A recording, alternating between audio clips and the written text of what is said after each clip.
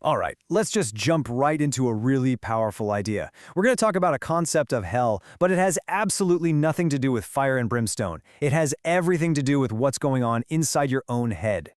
So just for a second, I want you to forget all the traditional images you have of the afterlife. You know, the pitchforks, the fire, all of it. Instead, just ask yourself this one simple question. What if we've been looking for hell in all the wrong places? Because what if the most terrifying hell isn't some destination you get sent to? What if it's actually a continuous, non-stop state of suffering that we build for ourselves, right here in our everyday lives? This is a concept from ancient Buddhist teachings called Avīci, which literally means the uninterrupted hell. Now, to really get this, we need to look at what you might call its source code. See, in the original texts, this uninterrupted hell is broken down into 5 very specific kinds of torment. And what's wild is that even though they were described thousands of years ago, they map almost perfectly onto our modern anxieties. So here they are, the 5 uninterrupted sufferings. First, you've got suffering in time with absolutely no breaks. Second, suffering in space where there's no room to get away. Third, punishment that just never stops. Fourth, inescapable consequences for everything you do. And fifth, an unending life, where even death isn't an escape. Kind of bleak, right? But here's where it gets really interesting. Seeing how these ancient ideas are playing out right now in our world. So let's do exactly that. We're going to translate each one of these ancient torments into a modern-day hell, one that you might just recognize a little too well. First up, we have unbroken time. The ancient idea was of a suffering that goes on day and night, without a single moment of peace. Well, what do we call that today? We call it 24/7 digital anxiety. Does any of this sound familiar? You know, the work emails that pop up at 10 p.m. The endless, mindless scrolling on your phone that just eats up hours. That constant, low-grade hum of FOMO in the background. It's like our minds have completely lost their comma. There's no pause, no break, it's just go, go, go. And that is the modern hell of time. So how in the world do you escape that? Well, the antidote is actually beautifully simple. It's the practice of stopping, what's known as samatha. It just means intentionally disconnecting. Seriously, even for just 10 minutes a day, put the phone down, close the laptop, and just let your mind be. Let it exist in the present moment. It's time to reclaim your karma. Okay, number 2. The second ancient torment was no empty space. Imagine a hell so crowded with suffering there's literally no room to move. The modern version? Well, it's not an external prison, it's an internal one. It's the prison of me. This is what happens when our ego, our sense of self, gets so big, so inflated that it fills every single corner of our mind. We get totally obsessed with our own problems, our own story, and in the process, we become completely blind to what anyone else is going through. Our mind basically becomes this tiny, cramped, inflexible cell, and the walls are made of I, me, and mine. So how do you break down those walls? You practice generosity. You give your time, your attention, your resources to someone else. It forces you to look outside yourself. You can also spend time thinking about no self. This idea that the solid, separate me we're so obsessed with is actually just an illusion. When you give, you create space. You literally break down the prison walls. All right, the third torment, unceasing punishment. The ancients imagined all sorts of endless physical tortures, but for a lot of us today, the instruments of our own torment are our own minds. Specifically, those vicious, repeating cycles of our own bad habits.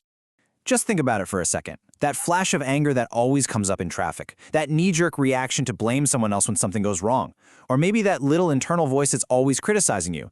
These are automated thought patterns. They're mental habits that just run on autopilot, punishing us over and over again, like a machine that we can't turn off. And that's the key question, right? How do you stop a machine that runs on its own? You have to become aware of it. The practice of mindful awareness, or sati, is the antidote here. Just by noticing the pattern as it's starting, you weaken its power. You can try this right away. The next time you feel one of those habitual reactions coming on, just pause. Just for 3 seconds. Take a breath before you say or do anything. That tiny little gap, that's where your freedom begins. Moving on to our fourth ancient hell, inescapable consequences. This is the idea that no one, no matter how rich or powerful, can escape the results of their own actions. So let's reframe this for the 21st century. I want you to think of it as the spiritual algorithm.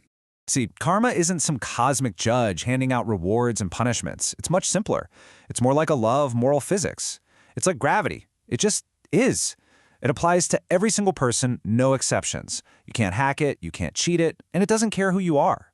The inputs, your actions and intentions, directly create your outputs. Simple as that. So here's the thing. You can't change the algorithm itself, but you absolutely can change your inputs. And the only way to do that is by taking radical responsibility. It's about fully owning the fact that your life right now is the result of your past choices, and your future life, it's being built by the choices you are making right now. It's about time we all start planting some better seeds. And that brings us to the fifth, and maybe the most profound torment: unending life. Now, this wasn't about the gift of immortality. It was about the horror of being reborn into suffering, over and over again.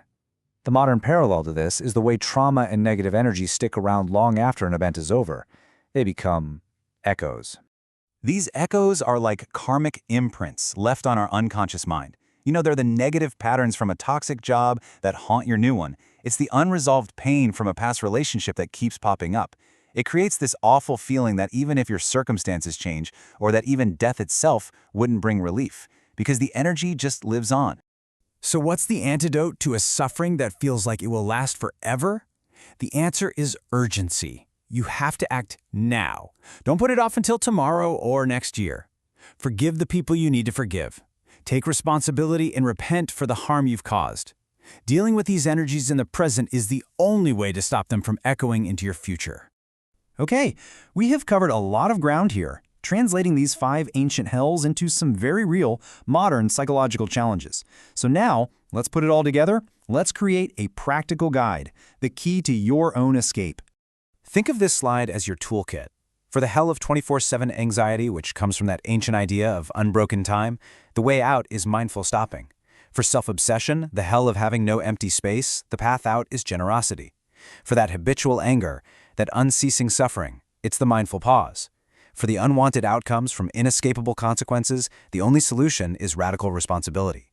And finally, for that lingering trauma, the echo of an unending life, the antidote is to forgive now. And really, this is the core message of this entire idea. It's not about feeling guilty or blaming yourself for the past. It's about feeling empowered in the present. The source material is crystal clear on this. What you do right now is the only thing you can control. It is the one and only key to your future. So the final question has nothing to do with some faraway mythological place. It's about right here, right now. Looking at this toolkit, which one of these patterns do you recognize in yourself? And maybe more importantly, what's one small action you can take to start dismantling that part of your hell, starting today?